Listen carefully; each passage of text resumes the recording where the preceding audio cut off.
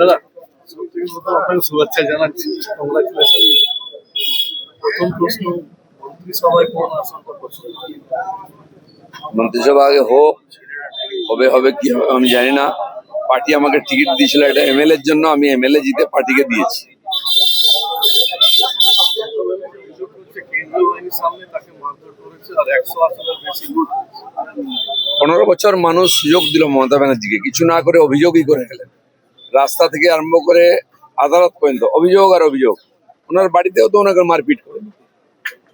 এখন তো কমপক্ষে একটু অনুশোচনা হোক, বয়স হয়েছে, একটু আত্ম আলোচনা করুন যে কি ভুল ছিল, কি কেন লোক আমাকে গলা ধাক্কা দিল। এখনো মিথ্যা কথা, এখনো সেই চলে যাচ্ছেন।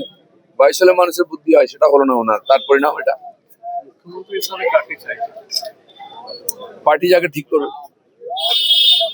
ভবানীপুর, নন্দীগ্রাম, জয়পুর শুভেন্দুকে শুভেচ্ছা জানিয়েছে। আমি কাউকেই শুভেচ্ছা জানাতে পারিনি।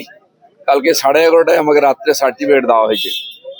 এই করতে করতে 12টা বেজে গেছে। আমার ফোন বন্ধ ছিল, যোগাযোগ করতে পারিনি। কি ঘটেছে এখনো জানি না। ঘুমিয়েছিলাম, সকালে বেরিয়েছি। আপনাদের সঙ্গে দেখা, আপনাদেরকে প্রথম শুভেচ্ছা জানিয়ে দিচ্ছি। কালকে বিনা কারণে টিএমসি কমপ্লেন করে, ঝামেলা করে আর আমাদেরকে দেরি করিয়েছে। যারা ময়দানে জিততে পারে না, মানুষের ভোটে জিততে পারে না, তারা কাউন্টিকে জেতার চেষ্টা করছে। মমতা ব্যানার্জি এই অপসংস্কৃতিকে মানুষ ভালো করে ধুইয়েছে। শুভেন্দু সুকান্ত সহযোগিতাতে 200 পার হয়েছে। পশ্চিমবাংলার প্রত্যেকটি বিজেপি কর্মী, প্রদেশ অধ্যক্ষ থেকে বুথের কর্মী, কেন্দ্রের মাননীয় মোদী সহ সমস্ত নেতৃত্ব, তাদের কাছে চ্যালেঞ্জ ছিল বাংলার পরিবর্তন করা। 300-র বেশি কর্মী প্রাণ দিয়েছেন, রাজনৈতিক হিংসার বলি হয়েছেন আমার চোখের সামনে। তার পরিণাম আজকে শ্যামাপ্রসাদের স্বপ্ন সফল করার জন্য এই যে বলিদান, সেটা আমরা শ্যামাপ্রসাদকে উৎসর্গ করছি। আর নরেন্দ্র মোদী, শ্যামাপ্রসাদ মুখার্জি এক একটি স্বপ্নকে সফল করছেন। বাংলা জিতে সেটাও সফল করলেন। 26-এ গেরুয়া জোট একের পর এক তৃণমূল মন্ত্রী হেরে গেছে। দেখুন, যখন সিপিএম হেরেছিল, বুদ্ধবাবু থেকে আরম্ভ করে সবাই হেরেছিলেন।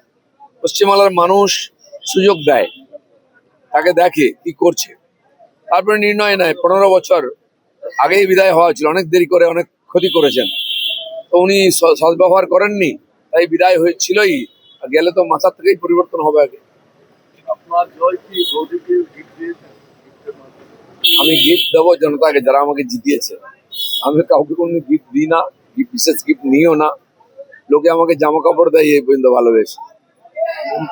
মন্ত্রী হিসাবে বলতে কি পদ পছন্দ? মন্ত্রী হিসাবে আপনাকে কি দায়িত্বতে দেখতে চাইছেন? কে? ওনাকে জিজ্ঞেস করুন কি দেখতে চাইছেন। স্বামী হিসাবে দেখতে চাইছেন না মন্ত্রী হিসাবে, উনি ঠিক করুন। মোদীও টিকিট চাইছিলেন, বিজেপি টিকিট তো 3000 লোক চেয়েছিল।